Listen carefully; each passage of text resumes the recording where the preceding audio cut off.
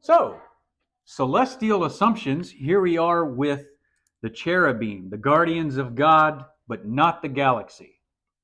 They just don't guard the galaxy. That's a different group. That's Star Lord and his crew. This is not that crew. But they are guardians nonetheless. So if we go to the heavenly hierarchy, we see that we've moved down from the sons of God in the divine council that we finished speaking of last week in broad strokes.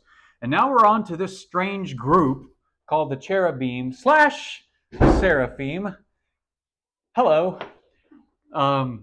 And so we're zeroing in on this group here. Now, I want to make a brief note before we get started here.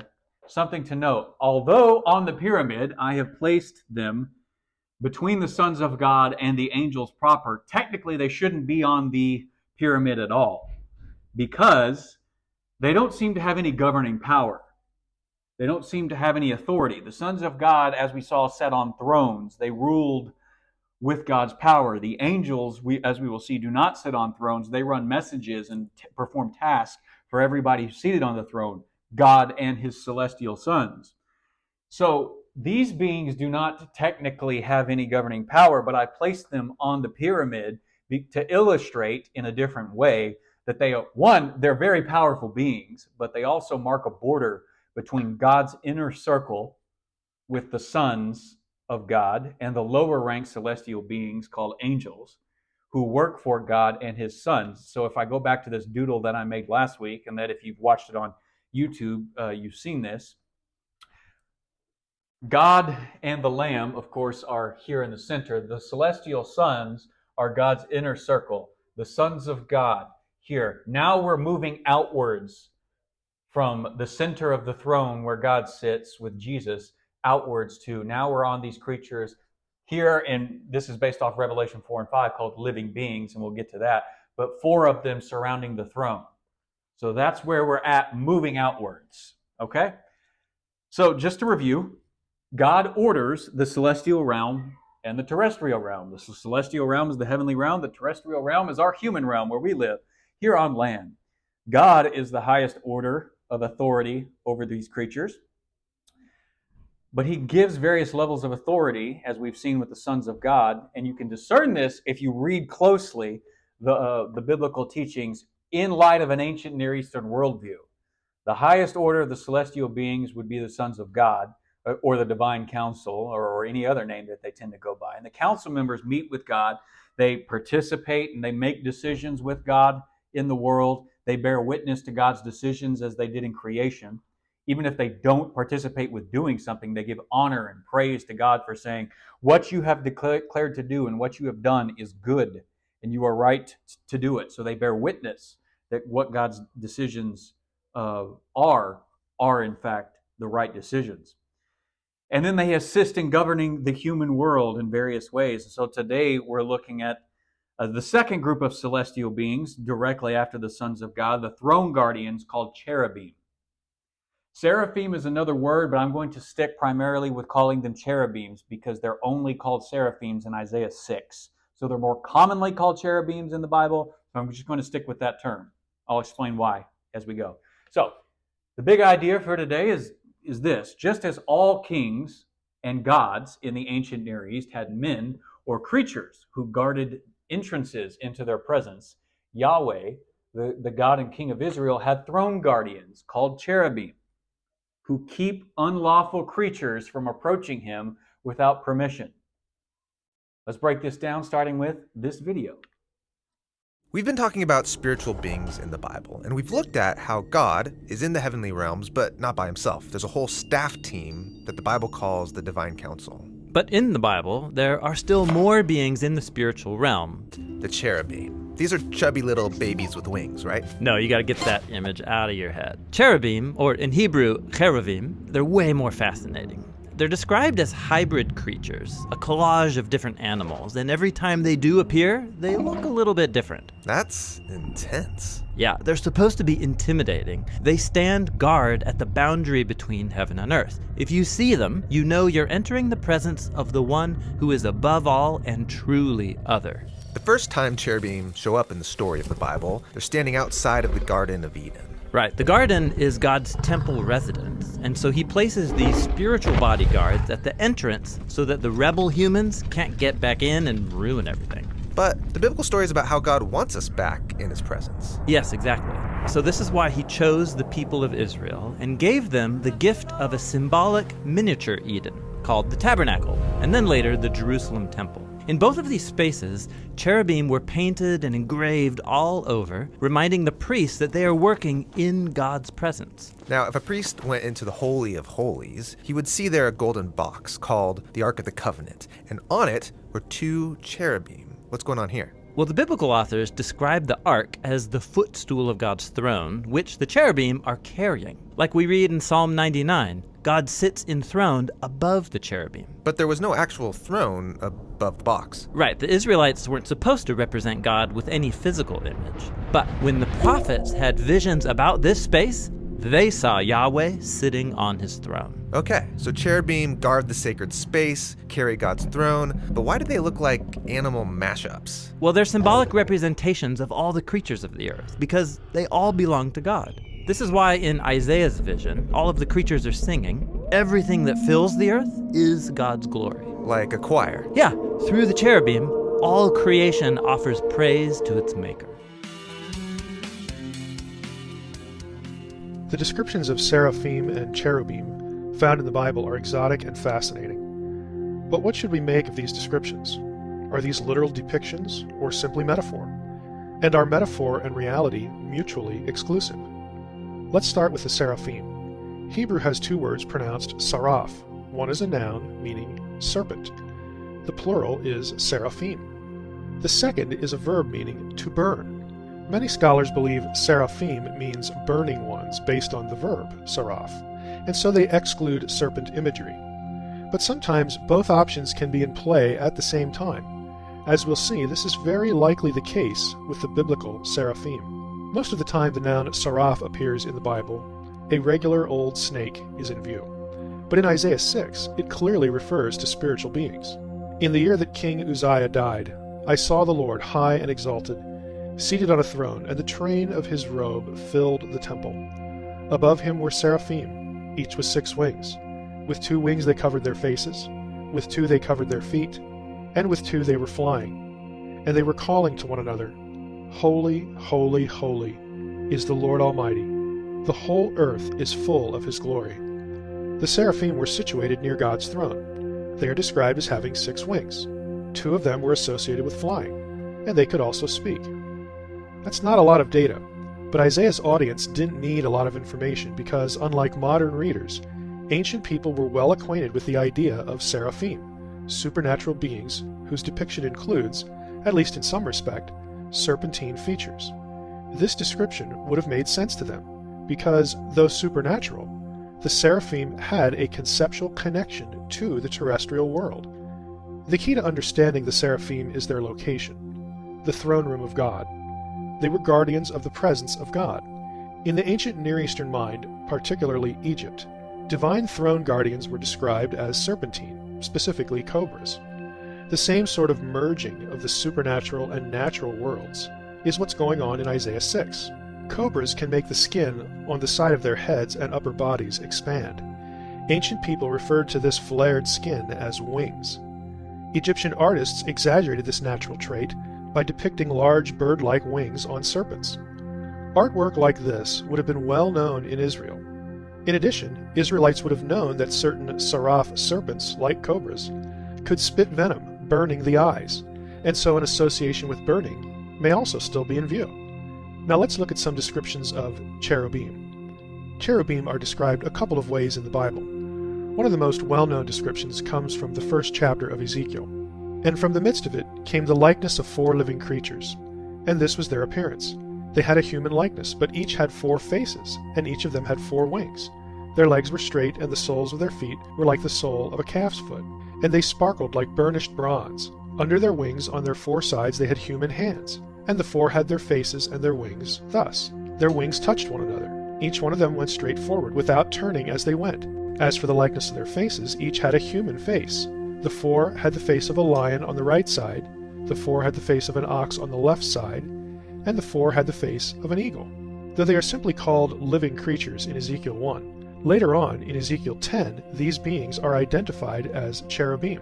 The cherubim Ezekiel describes are similar to the animal mixture's Mesopotamian iconography. In fact, the biblical word cherub comes from a Mesopotamian term, karibu. Not coincidentally, the karibu were guardians of the presence of deities. We run into similar creatures in the book of Revelation. And before the throne there was, as it were, a sea of glass, like crystal, and around the throne, on each side of the throne, are 4 living creatures, full of eyes in front and behind. The first living creature like a lion, the second living creature like an ox, the third living creature with the face of a man, and the fourth living creature like an eagle in flight. And the 4 living creatures, each of them with 6 wings, are full of eyes all around and within, and day and night they never cease to say, Holy, holy, holy is the Lord God Almighty, who was and is to come. Notice that the description has changed slightly. In Ezekiel, each living creature has 4 faces, but in Revelation the 4 creatures each have a single face. These living creatures have 6 wings instead of 4. Weirdest of all, these creatures are described as being full of eyes all around. It's easy to get wrapped up in these descriptions because they seem so exotic. But let's get past the physical appearance and focus on the role these beings serve. All these different creatures, the seraphim and the different kinds of cherubim, all served as God's throne guardians. So what's going on here? Does God switch guardians from time to time? Do the cherubim punch in when the seraphim shift is over? And are there multiple kinds of cherubim identified by their different numbers of faces and wings?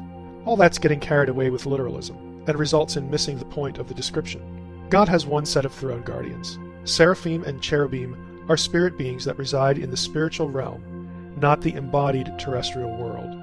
These descriptions are metaphors that tell us about the role or function of these spirits. They are, in effect, job descriptions. So why are the same beings described differently throughout the Bible?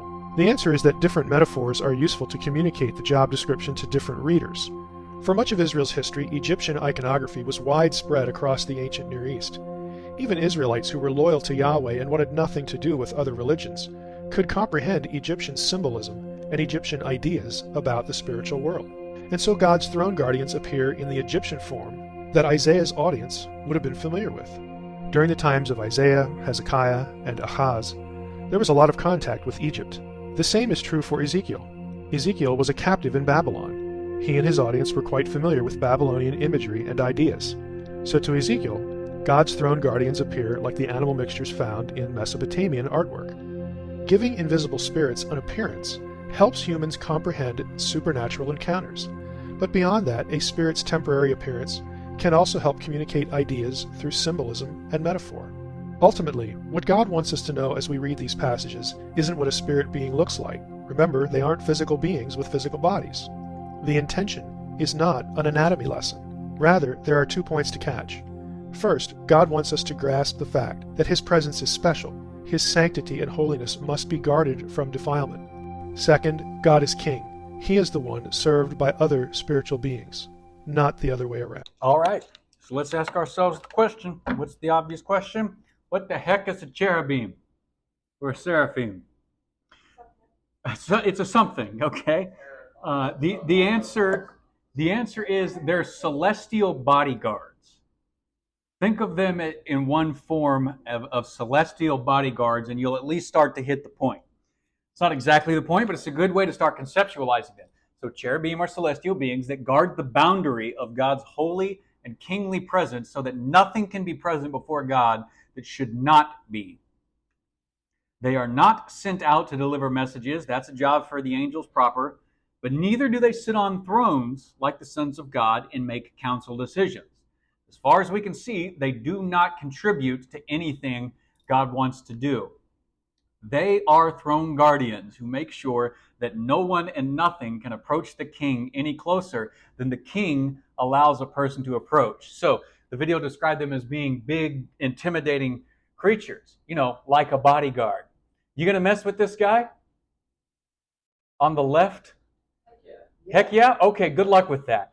And then I like the picture on the right. I just included it because they're standing in front of a church.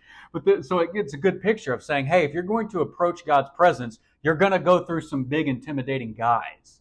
And those guys are called cherubim. Let's look at this picture of in the last, the Return of the Jedi. Here, it's very easy to pay attention to Palpatine and Vader and just miss the guys immediately behind them. These are the Imperial Guards. They are the best trained fighters without being Sith Lords in the entire galaxy. And they are basically brainwashed to be fiercely loyal to Palpatine. But do you see the point of the picture? They're forming a perimeter so that nothing can come closer to Palpatine and Vader. And you see the point. Vader is in Palpatine's inner circle, so he can come inside of the bodyguards. The stormtroopers and all the people who are running the second Death Star are not in Palpatine's inner circle. So they're outside the border formed by these Imperial Guards. And that's what Cherubim do. They form a boundary. Think of them as the Celestial Secret Service. See these pictures of President Obama and President Trump? You see how they're evenly spaced around the president? One of the first things you do when you become president is learn how to actually walk and maneuver in public with your Secret Service agents. You're at equal distance between them. As you move, they move.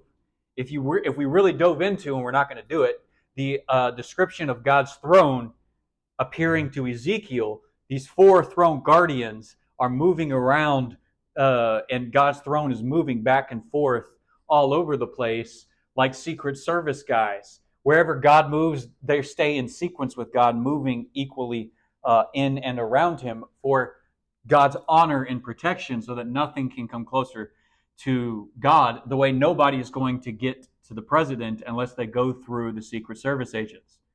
So one way to conceptualize cherubim is bodyguards, throne guardians, the celestial Secret Service agents. As the video pointed out, at the end of Genesis 3, when man is banished from Eden, cherubim are placed at the entrance on the eastern side to prevent humans from returning to God's presence. On God's capital on the earth, when humanity is banished, well, guess what? God's not just going to let you waltz back into his presence and his honor. You have disrespected him, you get out. In the tabernacle and later in the temple, when the temple is constructed, they're part of the picture. They are on the veil of the temple. When you enter, there's gradations of how close you can come to God's presence. God's presence is in the Holy of Holies. Only the high priest can enter the Holy of Holies once a year on the Day of Atonement to perform one sacrificial rite. Other than that, nobody crosses this veil. And on that veil are cherubim. It's part of picturing entering God's presence. You actually have to get past God's guardians. And if you got past the ones on the veil, you would see that the Ark of the Covenant inside the Holy of Holies. This was God's mobile throne, a visible manifestation of God's honor and throne when it left the tabernacle. If they disassembled the tabernacle and the priests were carrying it around on the poles that you see down here, they pictured moving God as royalty around. It's based off the Egyptian palanquin when they would literally carry around Pharaoh and his household. So it's a good picture of what it takes to approach God and honor God. And the cherubim are there to make sure God gets his honor, that God gets his respect. And if you dishonor him, you die. If you try and cross the boundary marker of the cherubim and enter God's presence unlawfully, you died. If you tried to enter the Holy of Holies into God's presence and pass those cherubim on the veil, you died. And nobody could go in there and get your carcass out. It was either going, if it was at the tabernacle, it was going to wait until they disassembled and moved the tabernacle, or they were just going to leave you there until the Day of Atonement. Anyways, so are cherubim and seraphim two different groups of celestial beings? Because we have different names and we have different descriptions. No, they are not two different groups, but they are a single class of celestial beings. The two different names come from different writers at different points in time. Only in Isaiah 6 does the term seraphim appear in the Bible. Everywhere else they are called cherubim. Or they're often referred to in a broader sense as just living creatures. And the video mentioned that. In Ezekiel chapters 1, 2, and 3, they're called living creatures. And then later on in chapter 10, he goes back and he says, those same creatures appeared to me, and then he specifically calls them cherubim. In Revelation 4 and 5, they're called living creatures, but the picture of them is exactly the same. Well, not exactly the same, but fundamentally the point of being what Ezekiel saw, God's throne moving around on earth while he's in Babylon, John the Revelator is seeing in heaven, and so he calls them living creatures, the predominant term that Ezekiel uses for them, but they're all the same creatures. Why the different names? Well, in part, Isaiah uses Egyptian throne guardian language to describe God's throne guardians because he is writing about 750 BC, just ballparking it there, all the way down to about 700 BC. He's writing for about 50 years. And Egypt was the most influential political power from which he could draw the picture to communicate what was happening in God's presence. So his audience would have been most familiar with serpent cobras, snakes, in Hebrew seraph, as guarding the presence of a god, a deity on earth, Pharaoh. And so he uses that language and that imagery specifically to describe God's throne guardians. But they're no different from the cherubim that show up elsewhere in the Old Testament. Cherubim, coming from the Babylonian term karibu, these creatures of ancient Mesopotamia, not just in Babylon, not just in Egypt, but all of these cultures in some way, shape, or form, they had these hybrid creatures who guarded the presence of gods and kings in Babylon.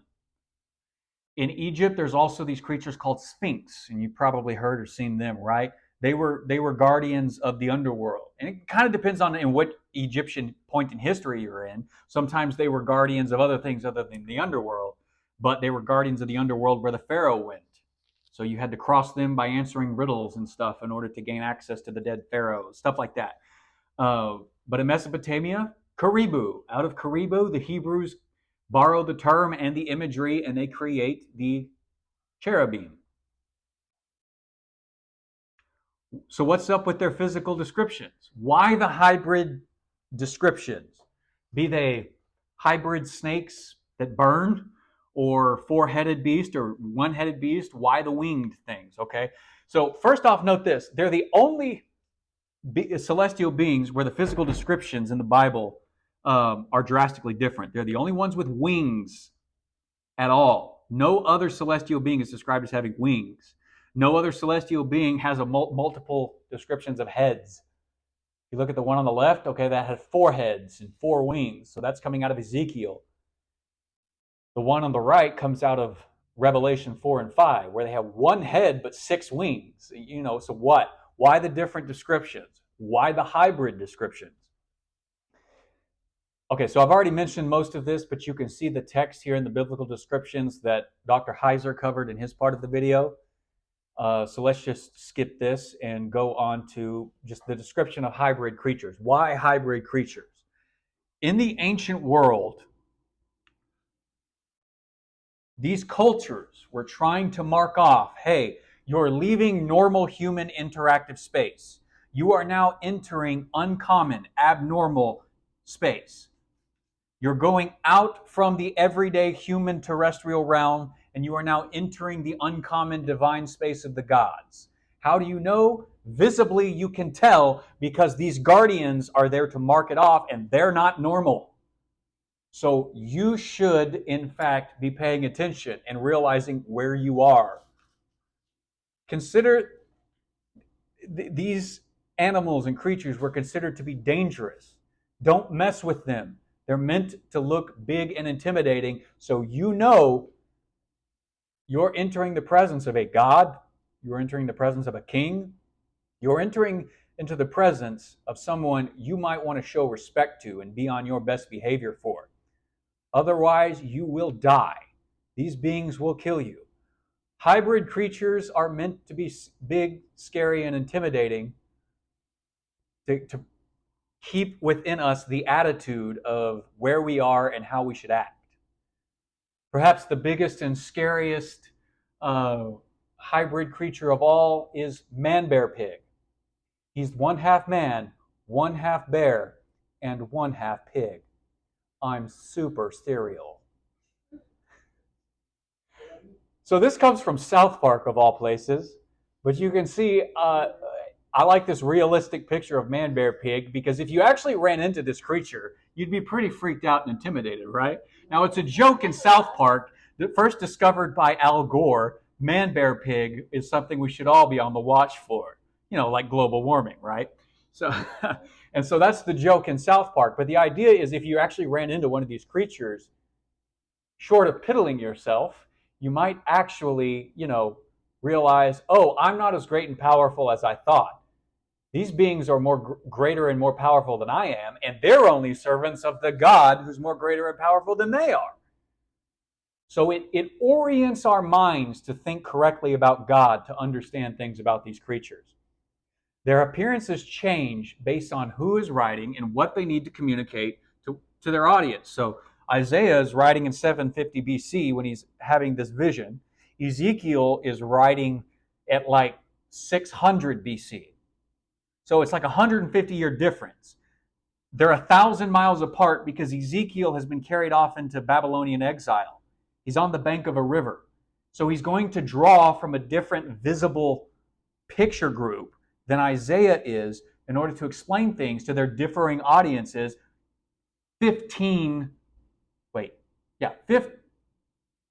a century and a half apart, 15 decades. That's what I was trying to get, okay? So they're the only celestial beings who are described as having wings. In fact, they're the only celestial beings who are described in appearing in any way abnormal. The hybrid ideas of the Hebrew pictorial language, Hebrew is a language based off pictures, is deliberate. It's used to describe the function of these creatures before God, not their literal appearance. And we should know that by now because celestial beings have no physical being until they need it, until they take it on in order to actually appear to humans and help the humans understand their job description. The language of an angel is a job description. The language of a cherubim is a job description. Why are they called sons of God? The familial language helps explain their job description as being closer to God and having more of his authority invested into them. It's all the same regardless of which class of celestial being we're in. So the spirit being appears, the author has to write it down, and so he figures out and is free to choose whatever symbolism he needs or wants to that he thinks can actually communicate the idea to his audience. That's Michael Heiser's diagram there, and Dr. Heiser is brilliant to make this clear. In the year King Uzziah died, Isaiah says, I saw the Lord high and exalted, seated on a throne, and the train of his robe filled the temple, and above him were seraphim, each with 6 wings. With 2 wings they covered their faces, with 2 they covered their feet, and with 2 they were flying, and they were calling to one another, Holy, holy, holy is the Lord Almighty, or Yahweh Almighty. The whole earth is full of his glory.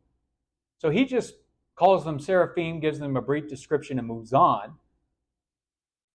And so you're the reader. Let's start up here in this corner and work our way down to the other bottom corner. You're reading the scroll of Isaiah. He's just used this term, seraph. Seraph means serpent or burning one. Well, you know serpents can burn. And serpents, at least serpents like cobras, can burn. And cobras have wings. Okay, so maybe you're thinking of a throne guardian, because this is a throne room scene, as we've already been looking at. Isaiah 6, the call of Isaiah to ministry here, is a divine council scene. God is meeting with his council, and you hear God talk with his council if you read on, but we're looking at just the descriptions of Isaiah being outside of these guardians, and he's describing them as some sort of burning serpent creature with wings. Okay, so you can think of a throne guardian with wings down there based on the cobra. And so maybe we're supposed to adopt the Egyptian influence of his day of thinking of a serpent with wings as a cobra. And you've probably seen these Egyptian hieroglyphic icons with serpent wings before, right? It's just an exaggeration of the literal truth. to mark off that these guardians are guardians of more than just the physical world. And so Isaiah says they have 6 wings. Okay, so there's some sort of burning snake. What does that mean with 6 wings? Is it supposed to look like this, or is it supposed to look like a man? Judging by his language, I don't know that it really matters. Are they appearing to him as a man? Because another way of conceptualizing burning ones is to say, it hurt my eyes to actually look at these creatures. When Revelation or Ezekiel describes them as having eyes all around, eyes were another way of describing the stars because they shined. The brighter they shine, the harder it is to look into the eye of a creature that you conceptualize as a god. So it could just mean it hurt my eyes to actually look at them because they were bright and shiny. Maybe that's what it meant. Maybe their appearance is literally a burning snake. Maybe their appearance is of a man with 6 wings that burns. Either way, it doesn't matter. The point is not literalism. It's not an anatomy lesson. The main difference between the Seraphim in Isaiah and the Cherubim in Ezekiel is in their descriptions. Isaiah, again, uses the language from Egypt to describe the celestial Secret Service agents, while Ezekiel uses Babylonian language. And all the rest of the biblical authors outside of Isaiah borrow from Babylonian, Mesopotamian, Cherubim, throne guardian language. Okay, I've already mentioned this, so I just got my slides a little out of order. Look, they just have different audiences. Their audiences wouldn't have understood what was happening if Ezekiel used Isaiah's description. So he uses his own. But just pay attention. Literalism misses the point. God has one set of throne guardians. If we went back to the picture of Palpatine and his Imperial Guard, they all look the same. They're devoid of individual personality and form, right? You can't tell who they are. They're all dressed the same. They've given up some individuality to take on some greater purpose.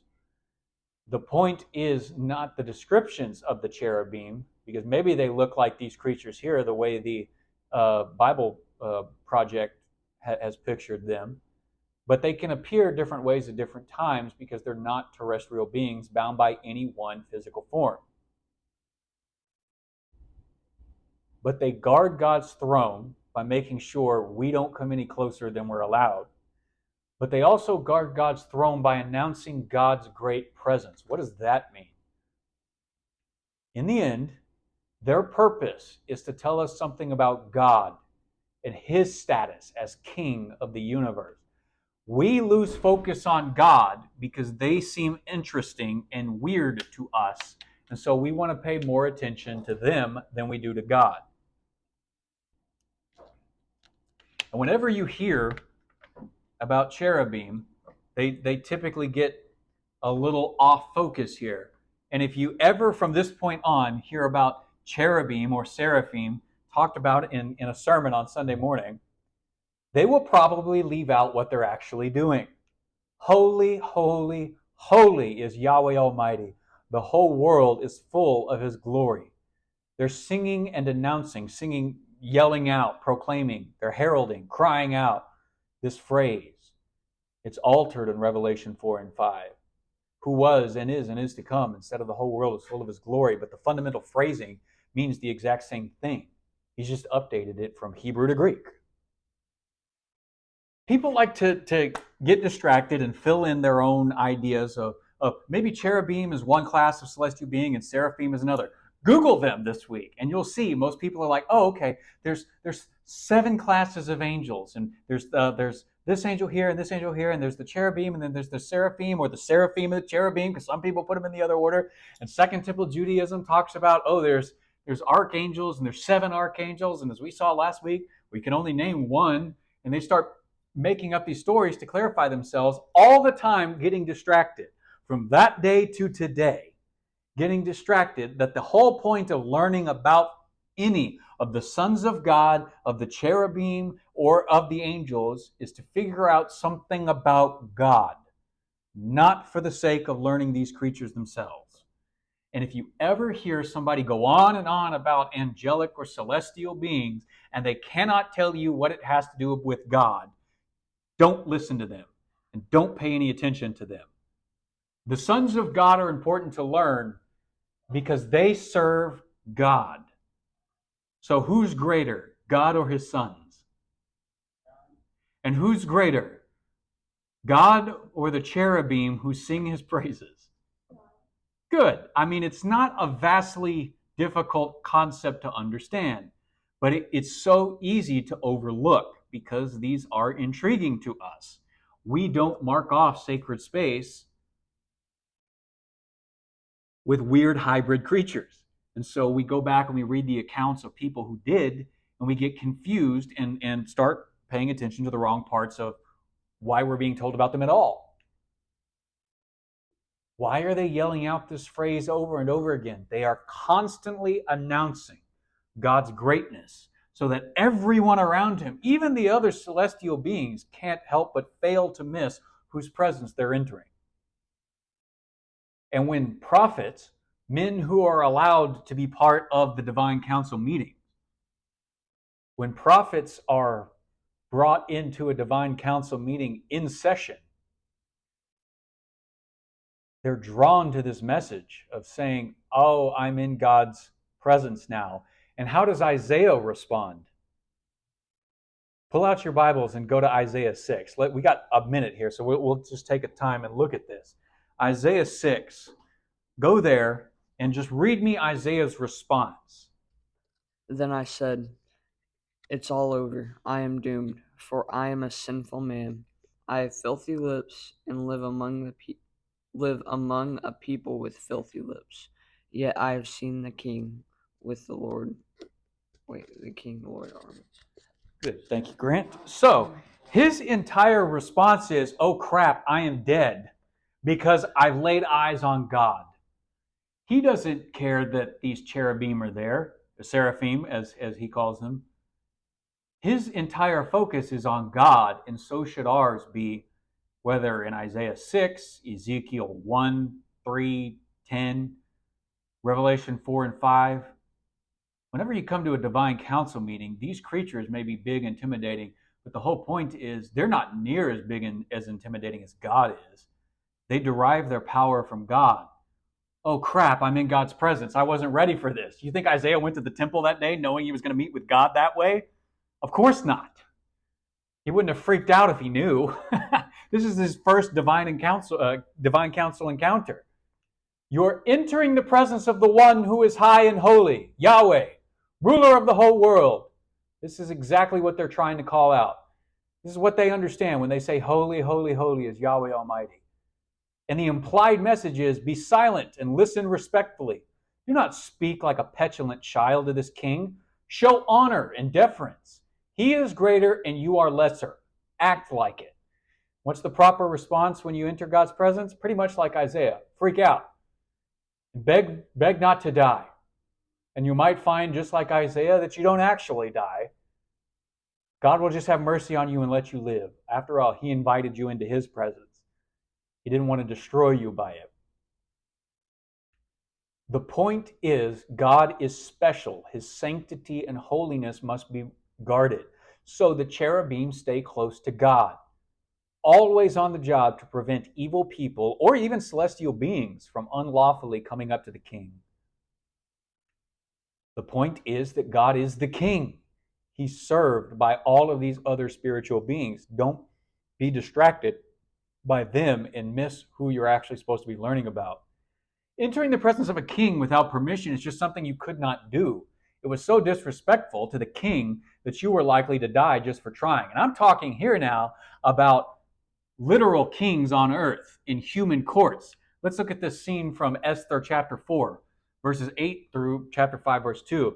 Mordecai the Jew gave Hathach a copy of the text of the edict for the annihilation of the Jews, which had been published in Susa, to show his niece, Queen Esther, and explain it to her. And he told him to instruct her. Mordecai told Hathach to instruct Esther to go into the king's presence and beg for mercy and plead for him for his people.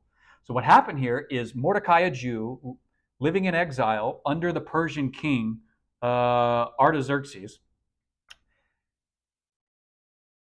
has become pretty high and influential in the court, but his niece Esther, whom he raised after her parents died, has been wed to Artaxerxes, the pagan king.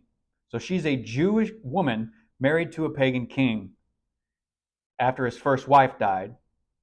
And in the story, this guy, Haman, I forget his name, decides he's going to manipulate the king of Persia and get the Jews throughout the entire empire wiped out. Mordecai's found out about it, and he says, Esther, it's your responsibility to do something about it. Go to the king's presence without being called or summoned. Go into the king's presence and beg for mercy. Hathach went back and reported to Esther what Mordecai had said. Verse 10. Then she instructed him to say to Mordecai, all the king's officials and the people of the royal province know that for any man or woman who approaches the king in the inner court without being summoned, the king has but one law, that they be put to death unless the king extends the golden scepter to them and spares their lives. But 30 days have passed since I was called to go to the king. Meaning, I don't just walk into the king's presence. Nobody does. You're either allowed, summoned, or you take your life in your hands and you hope that the king will spare your life after the fact. But then Esther's words were reported to Mordecai. He sent back this answer. Do not think that because you are in the king's house, you alone of all the Jews will escape. For if you remain silent at this time, relief and deliverance for the Jews will arise from another place, but you and your father's family will perish. And who knows but that you have come to your royal position for such a time as this? Then Esther sent this reply to Mordecai, go, gather together all of the Jews who are in Susa and fast for me. Do not eat or drink for 3 days, night or day, and I and my attendants will fast as you do. When this is done, I will go to the king, even though it is against the law, and if I perish, I perish. So Mordecai went away and carried out all of Esther's instructions. On the third day, Esther went into put on her royal robes and stood in the inner court of the palace in front of the king's hall. The king was sitting on his royal throne in the hall facing the entrance, and when he saw Queen Esther standing in the court, he was pleased with her and held out to her the gold scepter that was in his hand. So Esther approached and touched the tip of the gold scepter. So the king actually spares her life. But boy, she was playing a dangerous game, and she knew it. She was not even of the same birth as the king. It's not like she could say, well, she's his wife, and she can't even claim to come any further than he allows. But he actually does seem to be fond of her and actually has some love for her. So what the principle we need to remember is, as in heaven, so on earth. They set up these human courts like this and say you can't approach the king because the human courts were supposed to be set up the way they imagined and pictured the divine courts to function. You can't just approach a god in pagan ideology, and even in Hebrew ideology with the temple. You can't just approach God. So how does this change how we perform worship here on earth? Does knowing any of this change the way we approach worship here? What attitudes do you bring with you into worship services on Sunday mornings? Are you just laid back and cool and just like, oh, I'm calm, I'm good, I'm just here with my friends, no big deal? And you think you're just going to walk into God's presence with everybody else? Do you think God appreciates when even his own children come to him and say, "What's up, dude? Yeah, there's this old phrase when you guys were first born called Jesus is my homeboy." It was on t-shirts, and it was this big thing of saying, "Oh, God's cool, man. You don't need to treat him like what he actually is, a king, and show respect. No, Jesus is your homeboy, bro. He's another one of the fellas. Yeah, right on, dude." It was this really insulting attitude in cultural Christianity 15 years ago when I was your age or a little bit older. And yet, when we just think we're going to go into the worship service and we're just going to, not really prepare ourselves to meet with God, that God's just going to meet with us and be okay with whatever lackadaisical, relaxed attitude we bring him. Maybe God wants you to actually learn from these pictures the same thing the prophets did. You're entering the presence of God. Show respect. Be silent. Pay attention. Don't be on your phone. Don't turn and talk to your neighbors. Shut up. This is a serious time and place to be in God's presence. And you know what? It always will be. And entering God's presence should not be the same as going to the movies and being entertained. Learning divine council scenes and the celestial beings in there can tell us and show us how to reorganize things on earth in our community gatherings so that we show God proper respect. Or do we just do things at church to make ourselves comfortable and easy? Because here in the West, that's exactly the way a lot of Protestant churches do it. We don't come in with the attitude of awe and respect for God.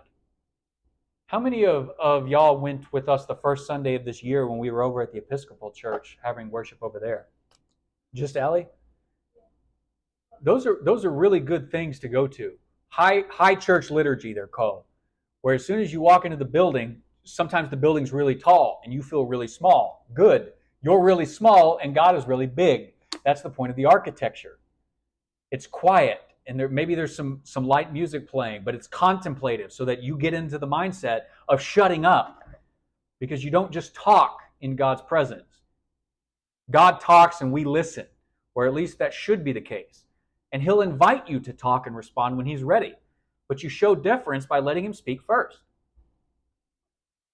Letting Him invite you in doesn't mean saying, sweet, okay, cool, I'm here, I'm good. No, not even in Christ do we just waltz into God's presence. Even if you can, as the author of Hebrews says, enter boldly into God's presence.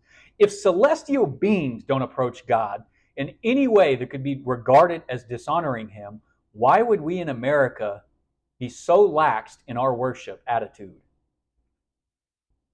Maybe it's because we've missed what the cherubim are calling out. Their visible presence tells us whose presence we're actually entering, but in case we're blind and we can't see it from looking at them, they call it out so we can hear it.